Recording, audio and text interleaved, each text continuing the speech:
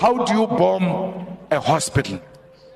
Even if the president of Hamas ran into that hospital, is hiding in that hospital, you can't bomb that hospital.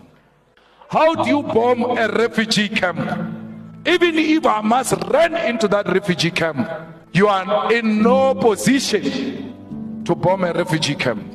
Comrades, those guys are involved in ethnical cleansing. They want to wipe off the Palestinians. This is a genocide. It's an international crime. And ICC must issue a warrant of arrest against Netanyahu.